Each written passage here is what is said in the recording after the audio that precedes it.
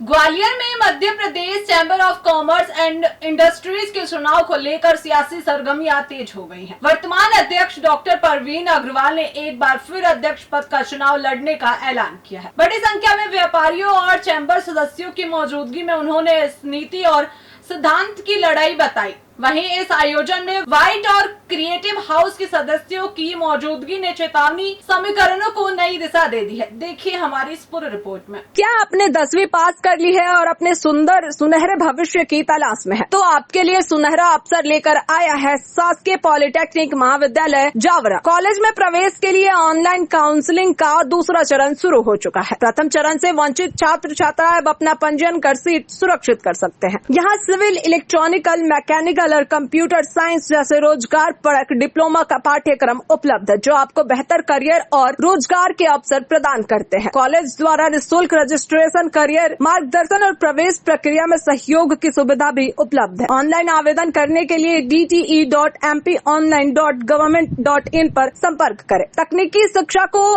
अपनाइए, अपने भविष्य को सुरक्षित और रोजगार मुखी बनाइए। शासकीय पॉलिटेक्निक महाविद्यालय जवारा, आपके उज्जवल भविष्य की पहली सीढ़ी। ग्वालियर के माधव मंगलम पैलेस में आयोजित व्यापारी सम्मेलन में 1200 से अधिक व्यापारी और चैंबर सदस्य जुटे। भारी भीड़ के चलते सभागार की कुर्सियां कम पड़ गई और सैकड़ों लोगों को बाहर खड़े होकर कार्यक्रम सुनना पड़ा। इस दौरान 32 से अधिक व्यापारी संगठनों के प्रतिनिधियों ने वर्तमान अध्यक्ष डॉक्टर प्रवीण अग्रवाल के समर्थन में एकजुटता दिखाई। व्यापारियों ने उन्हें आम व्यापारी की आवाज बताते हुए दोबारा अध्यक्ष बनाने का संकल्प लिया। अपने संबोधन में डॉक्टर प्रवीण अग्रवाल ने कहा कि यह सिर्फ उनका नहीं बल्कि हर व्यापारी का चुनाव है। उन्होंने कहा कि वे हमेशा छोटे और मध्यम वर्गीय व्यापारियों के हितों के लिए खड़े रहे और आगे भी सेवा का यह सिलसिला जारी रहेगा। कार्यक्रम में व्हाइट और क्रिएटिव हाउस के कई सदस्य की मौजूदगी भी चर्चा का विषय रही। समर्थकों ने एकजुट होकर डॉक्टर प्रवीण अग्रवाल के समर्थन में हाथ उठाए और चुनाव में पूरी ताकत के साथ उतरने का भरोसा दिया। डॉक्टर अग्रवाल ने व्हाइट हाउस के कुछ नेताओं के फैसले पर नाराजगी जताते हुए कहा कि उनके साथ न्याय नहीं हुआ, लेकिन इसके बावजूद वे अंतिम सांस तक व्यापारियों की सेवा करते रहेंगे। एक ऐसे वृक्ष का बीज बोया,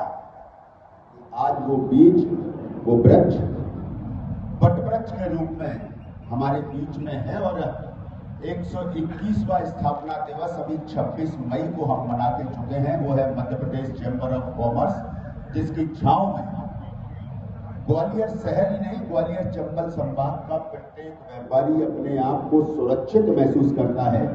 ऐसे सोच 121 वर्ष पूर्व जिस व्यक्ति ने सोचा, जिस राजघराने ने सोचा, ऐसे श्रीमंत माधव महाराज प्रथम को मैं नमन करना चाहता हूं। मैं नमन करना चाहता हूं उन 24 सदस्यीय कार्यकारिणी को, जिन्होंने पहली कार्यकारिणी के रूप में इस चैंबर को दिशा देने का काम किया। ऐसी पहली कार्यकारिणी को नमन करना चाहता हूं, जिसके पहले अध्यक्ष लाला भिखारी दास वैश्य। मैं बहुत नमन करना चाहता हूं डीपी मंडेलिया जी को, क्योंकि मेरा ऐसा चिंतन है और मानना भी है कि अगर 45 वर्ष उन्होंने अध्यक्षता स्वीकार नहीं की होती तो आज इस वट वृक्ष की नींव इतनी मजबूत, जड़ें इतनी मजबूत नहीं होती कि ये वट वृक्ष किसी भी आंधी से हिला ही नहीं सकता है। इसलिए मैं सबसे ज्यादा नमन करना चाहता हूं डीपी मंडेलिया जी को। उसके बाद मैं नमन करना चाहता हूं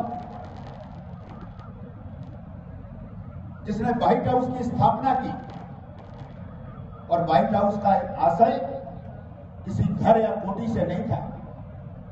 व्हाइट हाउस का आशय उस हाउस में जो लोग हैं उनके आचरण से था, उनके विचारों से था, उनके व्यवहार से था कि उनके ऊपर, उनके दामन पे कोई दाग नहीं। ऐसे लोगों का समूह व्हाइट हाउस था। ऐसे हाउस की स्थापना हमारे काका ने की, मैं उनको नमन करता हूं। उसके बाद मैं नमन करना चाहता हूं अपने पूज्य पिताजी को, जिन्होंने इस नसों के अंदर जो खून बह रहा है वो खून दिया कि चैंबर की सेवा और व्यापारियों की सेवा तुम्हारा प्रथम कर्तव्य है। और उसके लिए उन्होंने सब कुछ दांव पे लगाया और चैंबर की जो 14,000 स्क्वायर फीट की भूमि जिस पर पेट्रोल पंप हुआ करता था, बिना किसी पद पर रह के खाली कराई। ऐसे लिए मैं उनको पिताजी को नमन करता हूं।